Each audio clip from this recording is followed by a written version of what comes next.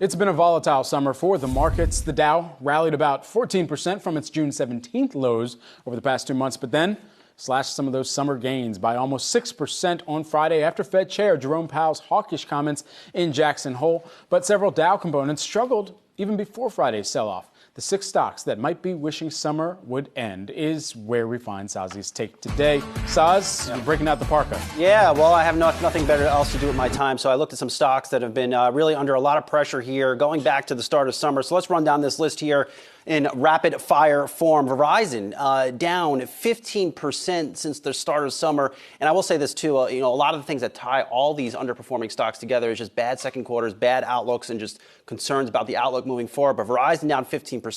Its second quarter was a dud. They missed on subscribers, lowered their guidance for the rest of the year. Intel, of course, very challenging quarter, a shocking quarter from that company, also warned on guidance. Walgreens actually reported in late June, but you're seeing its stock under pressure here, I think because a lot of commentary has been negative in the retail space. You're hearing negative things from a Target and a Walmart, perhaps the market setting up for a bad quarter from Walgreens when it reports in a few weeks. IBM, usually nothing good is happening with IBM, so I am not surprised to see the stock down 5.5%. And in case you're wondering, yes, they also had concerning comments about their cash flow when they reported a couple weeks ago. J&J down 5.1%, and Caterpillar, too, also under pressure because when they reported, they called out some weakness in their guidance, but also within that China business, which is a very key business for them overall. And again, some of the things that tie up here is bad guidance, bad commentary, macroeconomic uncertainty, put all things together, and the market is just not liking these 6 Dow stocks. Yeah, addressable market on the PC side, especially hitting Intel. We do know that they had called about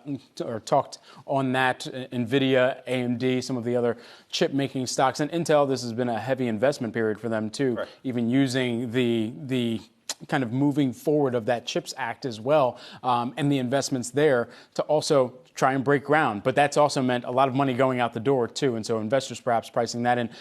So what's the take? What's the takeaway that we should be? The take is this, and I had the piece overall, the written piece on yahoofinance.com, so check it out. But the take is this. It's hard to imagine any of these stocks doing that much better in the fall, and there I am, not holding my pumpkin spice latte, but nonetheless raking leaves like I used to do as a kid at 8 years old, because it was just hard labor back in the days. But nonetheless, look, if there's no catalysts for these companies coming out of the second quarter, how can the stocks go doing better? Intel was a shocking miss. Verizon, the fundamentals have really weakened there. T-Mobile is seen as a winner. It's hard to see those fundamental factors turning positive just because the season changes. I had to leave raking business in high school. It was tough. It didn't Those do are tough well. days. Yeah.